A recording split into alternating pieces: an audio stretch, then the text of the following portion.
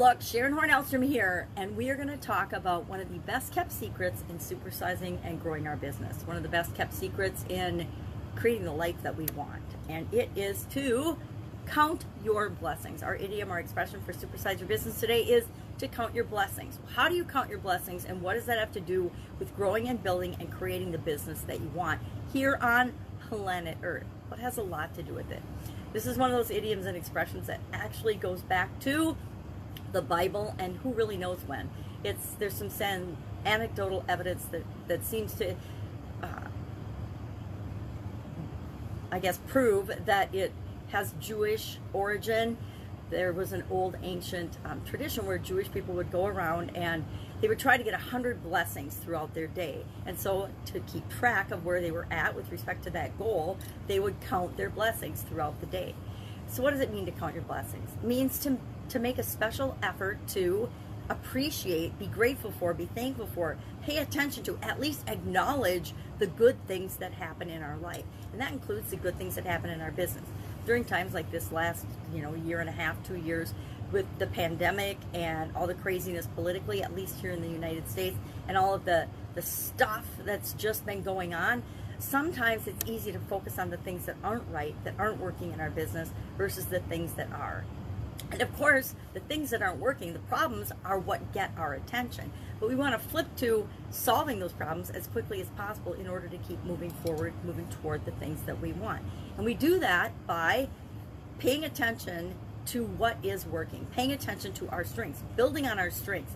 There's this belief, I think it probably comes from school, at least here in America, when we're growing up, that every mistake we make is pointed out. Our parents, you go through that phase when you're learning how to do things and our parents are trying to keep us safe. I'm seeing this with my granddaughter now.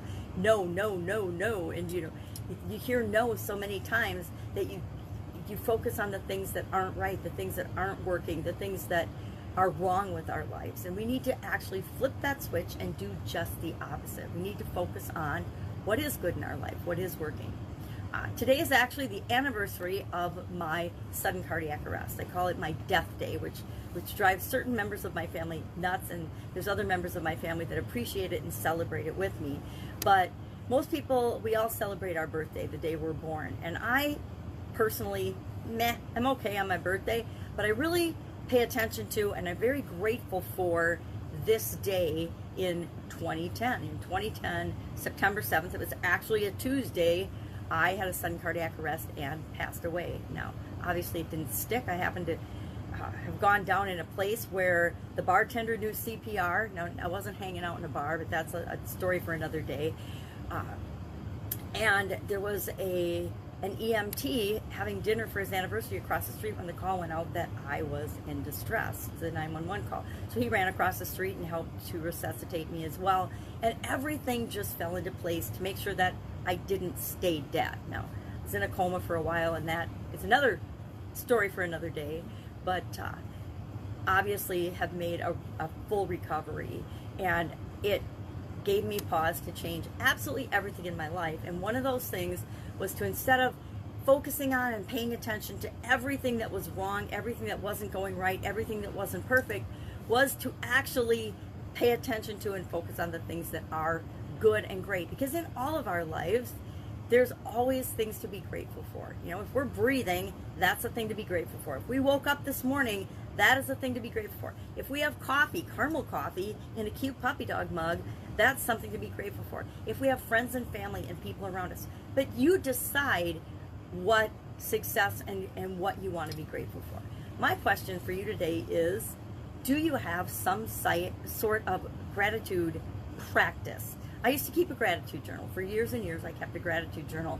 And then I realized that it was a powerful tool for me, but I kind of evolved and morphed into, now I just appreciate and am grateful for things all the time. I still, first thing in the morning and when I go to bed at night, think of things I'm grateful for.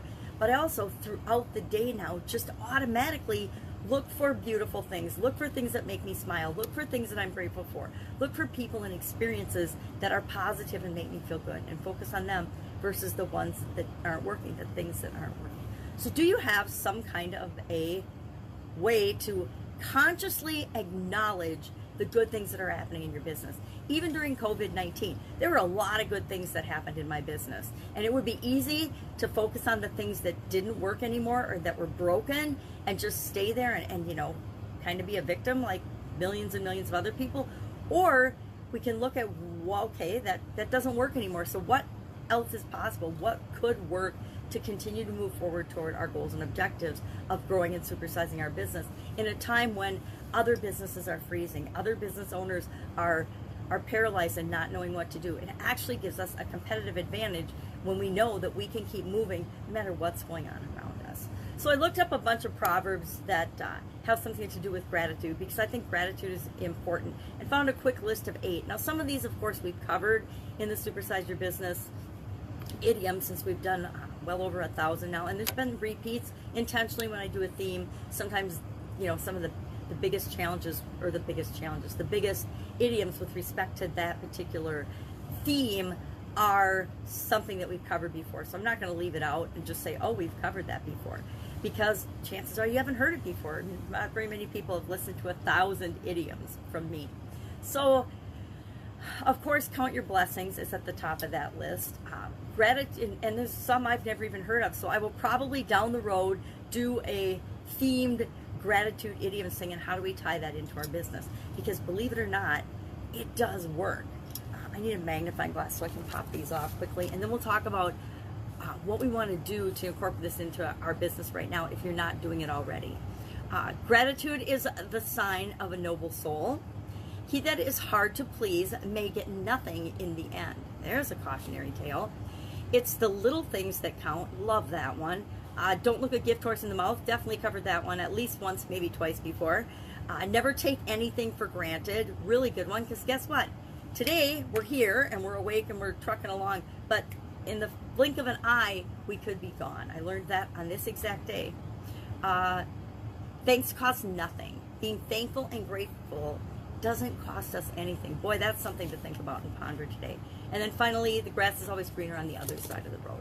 So how can you apply this and use this in your business? I've been in businesses where they actually, at the beginning of every staff meeting, depending on the leader, will talk about their successes, talk about their wins, or talk about things that they're grateful for. They'll actually pay one another compliments or thank one another for help on different projects and things. You could do that. You could just have your own. I used to keep a book. We used to keep a success journal and a gratitude journal for my departments, and everybody in the department could at any time go and write something in that book. Now, it had to be positive. It had to be something that was complimentary towards somebody else, or something that you really appreciate.